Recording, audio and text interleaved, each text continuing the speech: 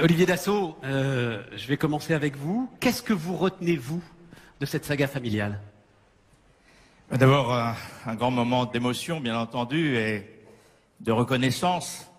Un grand merci à toute l'équipe BFM Awards, BFM Business, et surtout un hommage poignant au fondateur, mon grand-père Marcel Dassault, notre grand-père Marcel Dassault, celui que les ingénieurs appelaient le grand constructeur.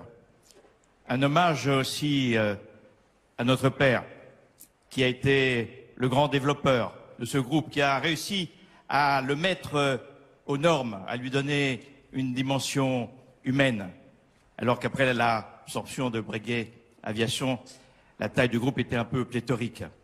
Il a réussi également à éviter la fusion et avec quelqu'un qui a fait un commentaire merveilleux, l'ancien directeur de la stratégie d'Airbus. Ça, c'est quand même la plus belle reconnaissance que l'on peut avoir, c'est qu'Airbus nous fasse ainsi des compliments. Et ces compliments, évidemment, nous touchent, mes frères et ma sœur, mais au-delà de cela, c'est une reconnaissance envers près de 100 000 collaborateurs de ce groupe aéronautique, informatique, de haute technologie, et qui est aussi dans la presse. D'ailleurs, je suis heureux de vous donner une petite information. Il n'est pas question qu'on vende le Figaro. Il y en a peut-être qui ont entendu cela, je ne sais pas où, mais enfin, c'était pas un truc très sérieux. Alors, et puis, reconnaissance aux managers, les managers historiques, les managers de l'équipe.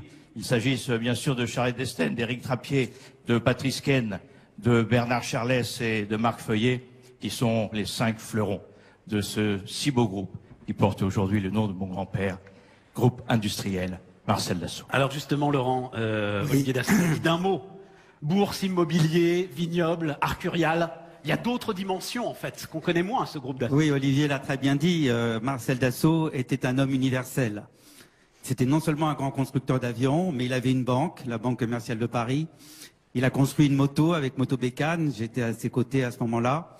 Il a construit des immeubles. Il s'est intéressé à la bourse. C'était un grand financier. Ouais. C'était une légende.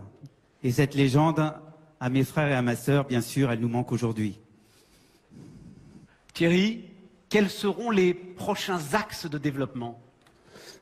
Écoutez, nous avons toujours vécu dans le futur. Il faut savoir qu'un avion civil, il faut entre 5 et 10 ans pour le construire. Le prochain avion militaire, qui serait a priori franco-allemand, il faut une vingtaine d'années. Ouais.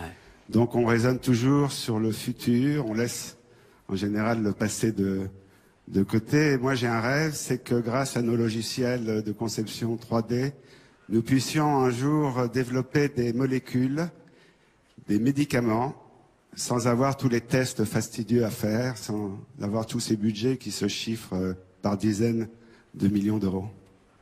Marie-Hélène, il y a effectivement l'ensemble des centres de recherche, il y a aussi le mécénat, il y a aussi l'humanitaire, qui est une autre dimension du groupe sur laquelle vous vouliez insister. Oui. Tout d'abord, notre père aurait été très heureux de nous voir ici ce soir. Merci de nous avoir réunis. C'était un humaniste, il aimait les gens, il avait des valeurs fortes en lui, comme l'excellence, l'innovation, la passion, l'engagement.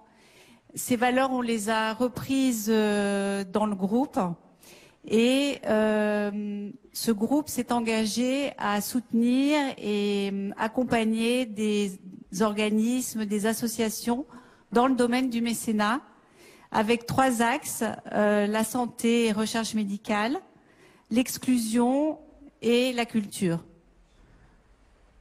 Olivier, un tout dernier mot de conclusion. Laurent, vous voulez un tout dernier mot de conclusion? On est vraiment très court. Olivier qui fera la conclusion, j'ai juste oublié de parler du vin. De parler d'un secteur qui est très cher. Mais rapidement, vraiment. C'est qu'on est les seuls au monde à faire du vin et des avions. Et j'ai la chance d'avoir 8 compagnies aériennes aujourd'hui qui volent avec, en business et en first, du château Dassault. Voilà, je voulais le dire. Merci.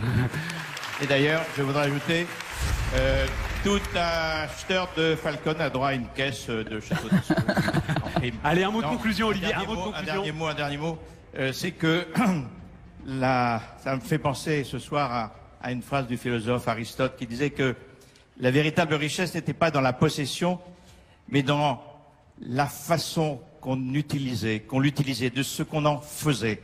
Et tant mon grand-père que mon père, ils ont toujours été très passionnés et ils ont toujours voulu réinvestir les profits, les bénéfices dans la recherche, dans la haute technologie, bien sûr, dans le caritatif, comme l'a rappelé si bien ma sœur. Et je crois que c'est quelque chose que nous continuerons à faire. Nous sommes aujourd'hui les continuateurs et surtout dans une belle union et une belle cohésion, car la responsabilité que nous avons nous dépasse. Elle concerne tellement de familles françaises.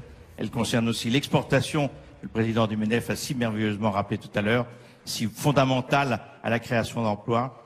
Et puis, tout simplement, elle concerne le bonheur et la grandeur de la France. On va vous remettre votre trophée.